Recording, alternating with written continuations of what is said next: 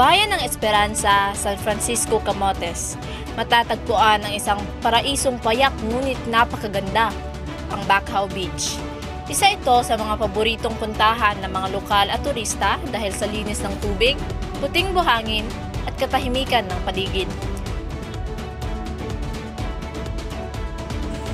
Habang papalapit kami sa dalampasigan, agad kong naamoy ang sariwang hangin ng dagat. Ang amoy ng alat at simoy ng hangin ay tila nagyayayang kalimutan ang lahat ng pagod at suliranin. Sa aking harapan ay bumungad ang malawak na dagat na kumikislap sa ilalim ng araw, habang ang buhangin ay malambot at malamig sa paa. Sa paligid ay makikita ang mga cottages na pinarerentahan kung saan madalas nagtitipon ang mga pamilya at magkaibigan tuwing may mga okasyon, kaarawan, outing o simpleng pagtitipon. Ang Bacaw Beach ay hindi lamang pahingahan, kundi lugar ng kasiyahan at samahan.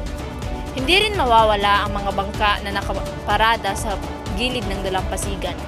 Ito ang kabuhayan ng mga mamamayan sa araw-araw pumapalaot upang mangisda.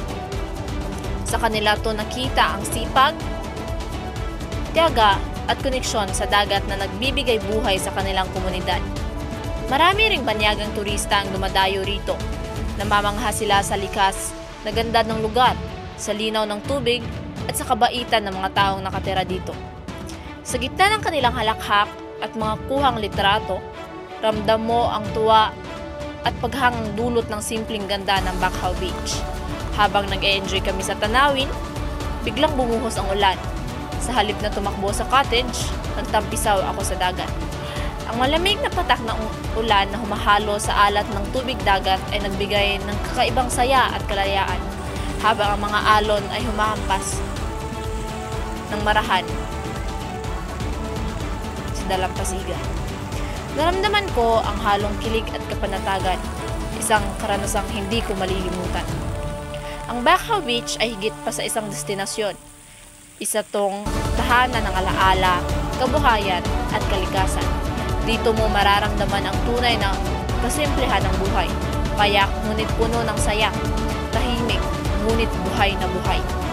Sa aking pag-uwi, dala ko ang mga alaala ng Bacaw Beach. Ang amoy ng sariwang dagat, ang tawanan ng mga tao, ang patak ng ulan at ang saya ng pagtampisaw sa alon.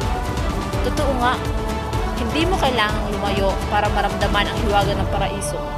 Sapagkat sa Camotes, sa Bacaw Beach ng Esperanza, matatagpuan ang tunay na ganda, kasiyahan at kapayapaan.